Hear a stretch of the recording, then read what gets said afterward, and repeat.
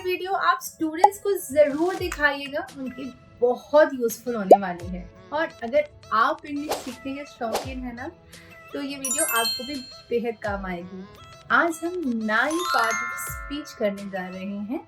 Noun, pronoun, verb, adjective, adverb, preposition, conjunction, article and interjection. अब ये सब जब हम हिंदी में करते हैं, संज्ञा, सर्वनाम, ये नाम, वो नाम, बहुत कंफ्यूजन होने जाती है ना। इसलिए इस क्लास में हम ये सब बहुत ही सिंपल स्टाइल में सीखने वाले हैं, ताकि आपको ये सब बहुत अच्छे से समझ आ जाए और आपका ये टॉपिक हो जाए एकदम क्रिस्टल क्लियर और आप भी किसी को ये समझा पाएँ। अगर यकीन नहीं होता तो वीडियो में एंड तक बने रहिए और खुद ही हमें कमेंट करके बताइएगा। और अगर आप इंग्लिश सीखना चाहते हैं जल्दी और इजी तरीके से, तो बेल आइकन प्रेस करना बिल्कुल ना भूलिएगा। चैनल को सब्सक्राइब करना ना भूलिएगा, ताकि आप हमारी सारी इंग्लिश लर्निंग वीडियोस टाइम पे रिसीव करते रहें। बिकॉज हम चाहते हैं कि आपकी लर्निंग होते रहे super duper fast. And let me welcome you all to my YouTube channel. My name is Geet and I make English learning simple and enjoyable for all of you. तो चलिए जल्दी से शुरू करते हैं हमारी आज की क्लास। हमारा आज का टॉपिक है पार्ट ऑफ स्पीच। देखिए, अगर आपसे कोई कहे ना ग्रामर क्या होती है, तो पार्ट ऑफ स्पीच जो है वो ग्रामर की बैकबोन है, यानी भाषा के 9 rule. Noun, pronoun, verb, adjective, adverb, article, preposition, conjunction और इंटरजेक्शन। अब इन सबको समझे कैसे, चलिए शुरू करते हैं। देखिए, अगर ना आपसे कोई पूछे कि नाउन क्या होता है, तो बहुत ही सिंपल है। लाइफ में अगर आपसे कोई भी पूछे कि नाउन क्या होता है, व्हाट इज नाउन, तो बस आपको ये बोलना है कि नेम मतलब नाउन। जी हाँ। अब देखिए, आपके पास में बहुत सारी चीज़ें हैं, जैसे कि ये कैमरा है, पेन है, नोटबुक है ना। सबके अपने अपने नेम है। आपका कुछ नेम है, मेरा कुछ नेम है, तो ये ही नाउन है। इंग्लिश में, हिंदी में जो भी नेम होता है दैट इज नाउन। याद कर लीजिए, जो भी आपसे पूछे उन्हें बता दीजिए कि जो भी नेम होता है वही नाउन होता है। ठीक है। अब जैसे मैं बोलूं कि राम सो रहा है, इंग्लिश में राम इज स्लीपिंग। अब इसमें नाउन क्या है? स्लीपिंग तो हो नहीं सकता, इज भी नहीं हो सकता। राम एक नेम है, दैट मीन्स राम क्या है? वो एक नाउन है। तो चलिए इसके बात करते हैं प्रोनाउन। प्रोनाउन क्या होता है? इसको हम नेम की जगह यूज करते हैं। ठीक है। जैसे मैं बोलूं, अब मैंने क्या बोला? मैं बोलूं, मेरा नाम गीत है, लेकिन मैंने अभी क्या बोला? मैं बोला, गीत नहीं बोला। ठीक है। मैंने अपने नेम के बदले मैं बोला है, दैट इज प्रोनाउन। ठीक है। मैं आपको पढ़ाती हूँ, मैंने ये तो नहीं बोला कि गीत आपको पढ़ाती है। तो नेम के बदले जो आप इंग्लिश में वर्ड यूज करेंगे दैट इज प्रोनाउन। अगर मैं बोलूँ कि शी इज स्लीपिंग, ठीक है, अब मैंने नेम की जगह यहाँ पर क्या यूज किया है? शी। तो शी क्या हुआ हमारा? शी हमारा प्रोनाउन हुआ। ठीक है। दैट मीन्स जो हम नेम की जगह यूज करते हैं दैट इज प्रोनाउन, और जो नेम है दैट इज नाउन। क्लियर? अब नाउन और प्रोनाउन दोनों आपको समझ आ गए, आई एम श्योर। इसके बाद करते हैं वर्ब। अब वर्ब क्या होता है, चलिए बताते हैं। अब वर्ब किसे कहते हैं? वर्ब कहते हैं काम को। बिल्कुल, जैसे कि आना, जाना, खाना, पढ़ाना, पढ़ना, हंसना, खेलना। तो दुनिया में जितने भी काम है ना, ये वर्ब होते हैं। ठीक है। जैसे मैं बोलूं ही इज स्लीपिंग, वो सो रहा है। यू आर स्टडिंग, आप पढ़ रहे हैं। अब स्लीपिंग क्या कोई काम होता है? जी हाँ, बिल्कुल होता है।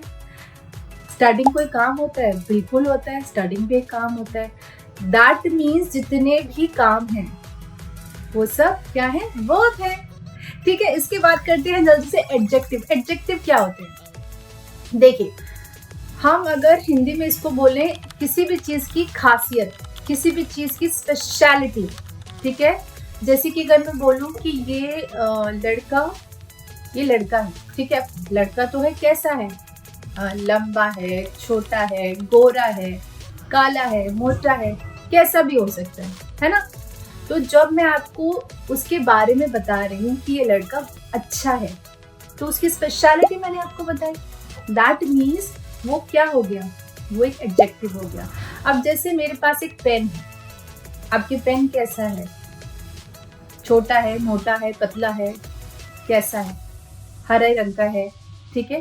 That means if it is green in colour तो ये इसका एडजेक्टिव हो गया।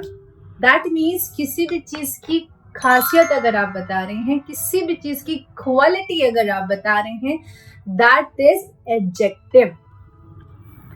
इसके बाद जल्दी से करते हैं एडवर्ब। अब ये क्या होता है एडवर्ब? जैसे मैं बोलूं कि वो एक अच्छी लड़की है, ठीक है। अब अच्छी लड़की है मैंने आपको भी बताया, ये तो एक एडजेक्टिव हो गया, मैं उसकी खासियत बता रही हूँ आपको।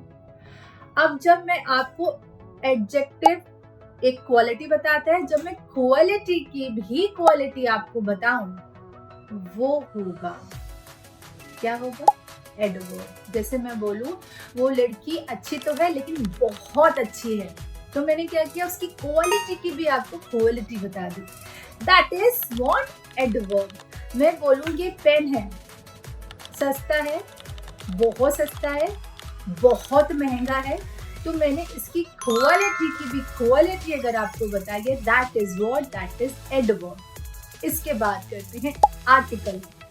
ये तो बहुत ही सिंपल है, कुछ नहीं है इसमें। आर्टिकल इंग्लिश में होते हैं ए, एन और द।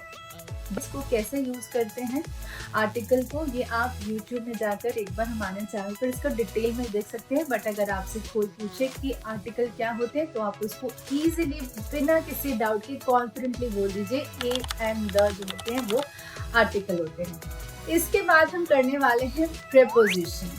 अब प्रेपोजिशन क्या है, ये भी बहुत ही आसान है, देखिए जल्दी से बहुत अच्छे से समझा देती हूँ। जैसे मैंने बोला कि ये मेरे पास पेन है, ठीक है। अब ये मेरे हाथ के ऊपर है, ठीक है, ये इसकी जगह बता रहा है, मेरे हाथ के नीचे है, ये इसकी जगह बता रहा है, ठीक है। इसकी पोजीशन पता चल रही है हमें, ठीक है। अब जब भी आपको इसकी पोजीशन पता चले, ये टेबल पर है, ये हैंड पर है, हैंड के नीचे है, that is what, that is preposition. जैसे मैं बोलूँ the ball is on the table. अब आपको बॉल की पोजीशन कैसे पता चलेगी, ऑन वर्ड से, तो फिर वो क्या है, दैट इज प्रीपोजिशन। अब मैं बोलूँ ball is under the table, अब आपको बॉल की पोजीशन कैसे पता चलेगी, अंडर वर्ड से, तो दैट इज अ प्रीपोजिशन। इतना आसान है प्रीपोजिशन, मतलब पोजीशन बताना। इसके बाद करते हैं कंजक्शन। इसका मतलब होता है जोड़ना, इसको कनेक्टर भी बोलते हैं, इसलिए आप कंफ्यूज मत होइएगा। इसके लिए भी एक एग्जांपल बताती हूँ। अगर मैं बोलूँ वो बीमार है और वो नहीं आया, ऐसे वैसे हम बोलते नहीं है ना, हम पूरे सेंटेंस को ज्वाइन करके बोलते हैं। अब मैं बोलूंगी वो नहीं आया क्योंकि वो बीमार है, ये पूरा एक सेंटेंस हमने प्रॉपरली बोला है। He did not come because he is sick. अब मैंने क्या किया, इस दो सेंटेंस को ज्वाइन कर दिया बिकॉज वर्ड से, तो ये क्या हुआ, ये एक कंजक्शन हो गया। अब मैं बोलूं मैं फ्री हूं, मैं सो रही हूं, अब ये दो सेंटेंसेस को ज्वाइन करते हैं कनेक्टर के साथ। मैं बोलूं I am free, that is why I am sleeping. अब पूरी बात भी समझ आ रही है जब हम कनेक्टर लगा देते हैं, ठीक है, मीन्स कंजक्शन लगा देते हैं। मतलब जब हम दो सेंटेंसेस को ज्वाइन कर रहे हैं जिस वर्ड से, that is conjunction. A word used to join two sentences is called conjunction. बहुत आसान है ये भी। इसके बाद करते हैं इंटरजेक्शन। ये क्या होता है, ये होता है जब हमारे हाव भाव हम बता रहे हैं, इमोशंस बता रहे हैं। कैसे बता रहे हैं, जैसे हम कभी खुश हैं, कभी हमें कहीं पेन हो रहा है, कभी बहुत एक्साइटेड हैं, तो ये सब हम एक्सक्लेमेशन मार्क से प्रेजेंट करेंगे। जैसे हम वाव बोले, मतलब बहुत एक्साइटेड, ओ नो मतलब हम कभी परेशान हैं, दुखी हैं। अब मैं बोलूँ आउच, मतलब मुझे कहीं पेन हो रहा है। हुर्रे, अगर मैं ऐसे बोलूँ that means I am very excited, है ना।